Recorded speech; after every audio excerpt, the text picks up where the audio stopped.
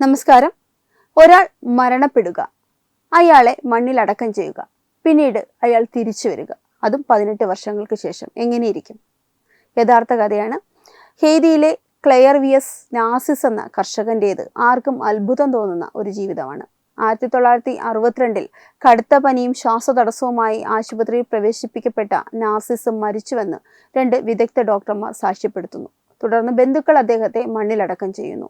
എന്നാൽ 18 വർഷങ്ങൾക്ക് ശേഷം 1980 അദ്ദേഹം തന്റെ സഹോദരിയുടെ മുന്നിൽ ജീവനോടെ പ്രത്യക്ഷപ്പെട്ടത് ലോകത്തെ തന്നെ ഞെട്ടിച്ച വാർത്തയായിരുന്നു. യഥാർത്ഥത്തിൽ താൻ മരിച്ചിരുന്നില്ല എന്നും മന്ത്രവാദി നൽകിയ മാരകമായ വിഷത്തിന്റെ ഫലമായി ശരീരം പൂർണ്ണമായും തളർന്നുപോയ അവസ്ഥയിലായിരുന്നുവെന്നും അദ്ദേഹം പറയുന്നു.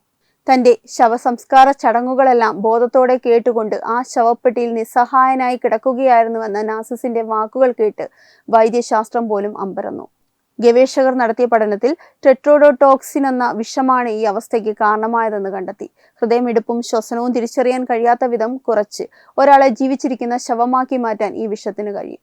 സ്വത്ത് തർക്കത്തിന്റെ പേരിൽ സ്വന്തം സഹോദരൻ ഒരു മന്ത്രവാദിയുടെ സഹായത്തോടെ തന്നെ അപായപ്പെടുത്തിയതായിരുന്നുവെന്നും നാസിസ് പറഞ്ഞു. അടക്കം ചെയ്ത കുഴിയിൽ നിന്നും രാത്രിയിൽ മന്ത്രവാദിയും കൂട്ടാളികളും ചേർന്ന് അദ്ദേഹത്തെ പുറത്തെടുക്കുകയും പിന്നീട് വർഷങ്ങളോളം ഒരു തോട്ടത്തിൽ അടിമയായി ജോലി ചെയ്യിപ്പിക്കുകയും ചെയ്തു. മന്ത്രവാദി മരിച്ചതോടുകൂടിയാണ് അദ്ദേഹത്തിന് അവിടെ നിന്നും രക്ഷപ്പെടാൻ സാധിച്ചത്. തന്റെ കുടുംബത്തിൽ മാത്രം അറിയാവുന്ന രഹസ്യങ്ങൾ കൃത്യമായി പറഞ്ഞതോടുകൂടിയാണ് സഹോദരിക്ക് അത് തന്റെ ജ്യേഷ്ഠൻ തന്നെയാണെന്ന് ബോധ്യപ്പെട്ടത്. ശാസ്ത്രത്തിനിന്നും പൂർണ്ണമായി വിശദീകരിക്കാൻ കഴിയാത്ത ഒരു നിഗൂഢതയായി ക്ലെയർവിയസ് നാസിസിന്റെ ജീവിതം ചരിത്രത്തിൽ അവശേഷിക്കുകയാണ്. ഈ അവിശ്വസനീയമായ സംഭവത്തിന്റെ ആഴങ്ങളിലേക്ക് കടന്നാൽ ഭയവും ആകാംക്ഷയും ഒരുപോലെ നമ്മെ പിടികൂടും. ഹെയ്ത്തിന്റെ നാടൻ കഥകളിൽ മാത്രം കേട്ടിട്ടുള്ള സോംബി സങ്കല്പം യഥാർത്ഥ ജീവിതത്തിൽ സംഭവിച്ചതിന്റെ ഒരേയൊരു തെളിവാണ് നാസിസ്.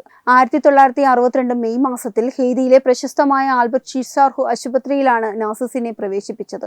മരണം സ്ഥിരീകരിച്ച ശേഷം അദ്ദേഹത്തിന്റെ മൃതദേഹം മോർച്ചറിയിൽ വെക്കുകയും അടുത്ത ദിവസം തന്നെ മറവു ചെയ്യുകയും ചെയ്തു. എന്നാൽ ആ ശവപ്പെട്ടിയിൽ കിലോ കണക്കിന് മണ്ണിനടിയിൽ ശ്വാസം മുട്ടാതെയും എന്നാൽ ചലിക്കാൻ പോലും ആകാതെയും നാസിസ് കഴിച്ചുകൂട്ടിയ ആ നിമിഷങ്ങൾ ഭീകരമായിരുന്നു. തന്നെ കുഴിച്ചിട്ട ശേഷം മന്ത്രവാദിയുടെ അനുയായികൾ വന്ന് മണ്ണ് മാറ്റി പെട്ടി തുറക്കുന്നത് വരെ അദ്ദേഹം മരണതുല്യമായ അവസ്ഥയിലുമായിരുന്നു. പിന്നീട് ആ മന്ത്രവാദിയുടെ കൃഷിയിടത്തിൽ ഒരു യന്ത്രത്തെ പോലെ ജോലി ചെയ്ത് അദ്ദേഹത്തിന് ചിന്തിക്കാനോ പ്രതികരിക്കാനോ പോലുമുള്ള മാനസികാവസ്ഥ പോലുമില്ലായിരുന്നു. വിഷത്തിന്റെ പ്രഭാവം കുറഞ്ഞപ്പോഴാണ് അദ്ദേഹം ജീവിതത്തിലേക്ക് മെല്ലെ മെല്ലെ തിരികെ വന്നത്. ഇന്ന് ലോകമെമ്പാടുമുള്ള പാരാസൈക്കോളജിസ്റ്റുകളും ശാസ്ത്രജ്ഞരും ഈ കേസിനെ കുറിച്ച് ചർച്ചകൾ തുടരുന്നു. വിശ്വാസത്തിന്റെയും യാഥാർത്ഥ്യത്തിന്റെയും ഇടയിലുള്ള നൂൽപാലത്തിലൂടെ ക്ലെയർവിയസ് നാസിസ് ഇന്നും ഒരു അത്ഭുതമായി നിലനിൽക്കുന്നു. ക്ലെയർവിയസ് നാസിസിന്റെ അത്ഭുതകരമായ ജീവിതകഥ ശാസ്ത്രത്തിനും അഭിചാര കർമ്മങ്ങൾക്കും ഇടയിലുള്ള അതിരുകൾ എത്രത്തോളമാണെന്ന് കാണിച്ചു തരുന്ന ഒരു കണ്ണാടി കൂടിയാണ്.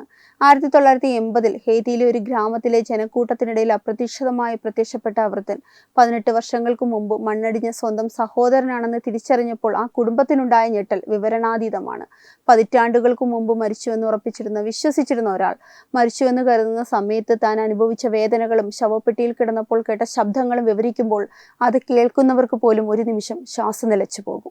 18 വർഷം നീണ്ട സോംബി ജീവിതം നാസിസിനെ സംബന്ധിച്ചിടത്തോളം ഒരു നരക യാതനയായിരുന്നു. വിഷത്തിന്റെ മാരകമായ ഫലം ശരീരത്തെ തളർത്തിയിരുന്നുവെങ്കിലും തലച്ചോറിന്റെ ചില പ്രവർത്തനങ്ങൾ പൂർണ്ണമായും അവസാനിച്ചിരുന്നില്ല എന്നത് അദ്ദേഹത്തെ ജീവനോടെ ശവക്കുഴിയിൽ കിടക്കാൻ പ്രേരിപ്പിച്ചു.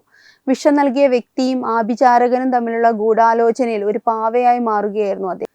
സ്വന്തം സഹോദരൻ തന്നെ മരണത്തിലേക്ക് തള്ളിവിടുന്നുവെന്ന സത്യം തിരിച്ചറിഞ്ഞപ്പോഴുണ്ടായിരുന്ന നാസിസിന്റെ അവസ്ഥ ഭാവനകൾക്കും അപ്പുറമുള്ള ക്രൂരതയുടെ നേർക്കാഴ്ചയായിരുന്നു. തോട്ടത്തിൽ അടിമയെപ്പോലെ ജോലി ചെയ്യുമ്പോൾ ചുറ്റുമുള്ളവർക്ക് താൻ ആരാണെന്ന് പോലും ഓർമ്മപ്പെടുത്താൻ കഴിയാത്ത വിധം അദ്ദേഹം വിഷത്തിന്റെ നിയന്ത്രണത്തിലുമായിരുന്നു. ഈ സംഭവം ലോകമെമ്പാടുമുള്ള നരവംശ ശാസ്ത്രജ്ഞരെയും മെഡിക്കൽ വിദഗ്ധരെയും ഒരുപോലെ ആകർഷിച്ചു. പ്രത്യേകിച്ച് ഹാർവാർഡ് സർവകലാശാലയിലെ പ്രശസ്തനായ ഡോക്ടർ വേർഡ് ഡേവിഡ് ഈ വിഷയത്തിൽ പഠനം നടത്താൻ ഹെയ്തിയിൽ എത്തുകയുണ്ടായി. മന്ത്രവാദികൾ ഉപയോഗിക്കുന്ന ഈ വിഷത്തിന്റെ ചേരുവകളെക്കുറിച്ചും അതിന്റെ പ്രവർത്തന രീതിയെക്കുറിച്ചും അദ്ദേഹം ആഴത്തിൽ പരിശോധിച്ചു. ഒരുപക്ഷെ ആ വിഷം നൽകുന്ന അവസ്ഥ മരണമല്ല, മറിച്ച് മരണത്തിന് തുല്യമായ ഒരു ബോധാവസ്ഥ മാത്രമാണെന്ന് അദ്ദേഹം നിരീക്ഷിച്ചു. നാസിസ് തന്റെ അവസാന കാലങ്ങളിൽ ഈ അനുഭവത്തെക്കുറിച്ച് സംസാരിക്കുമ്പോൾ ഒരുതരം വിറയലോടെയാണ് കാര്യങ്ങൾ പങ്കുവച്ചിരുന്നത്. മരണം അവസാന വാക്കാണെന്ന് വിശ്വസിച്ചിരുന്ന മനുഷ്യർക്കിടയിൽ മരണത്തെ തോൽപ്പിച്ച് തിരികെ വന്ന ഒരാളുടെ സാന്നിധ്യം വലിയൊരു ചർച്ചാ വിഷയമായി. കുടുംബത്തെ നഷ്ടപ്പെട്ട ഒരാൾ തിരികെ വന്ന സന്തോഷം ഒരു വശത്തും 18 വർഷം അനുഭവിച്ച നരകയാതനയുടെ ഓർമ്മകൾ മറുവശത്ത് നിൽക്കുമ്പോൾ ക്ലെയർവിയസ് നാസിസ് ശാസ്ത്രത്തിനും വിശ്വാസ വർഷങ്ങൾക്കും അപ്പുറം ഒരു ചോദ്യചിഹ്നമായി മാറി. ഇന്നും ഹെയ്ത്തിയുടെ മണ്ണിൽ ഈ കഥ ഒരു ഐതിഹ്യമായി നിലനിൽക്കുന്നു. മരിച്ചുവെന്ന് കരുതി ഒരാൾക്ക് തിരിച്ചു വരാൻ കഴിയുമോ എന്ന ചോദ്യം ഇന്നും പലരുടെയും മനസ്സിൽ നിഗൂഢമായി അവശേഷിക്കുന്നു.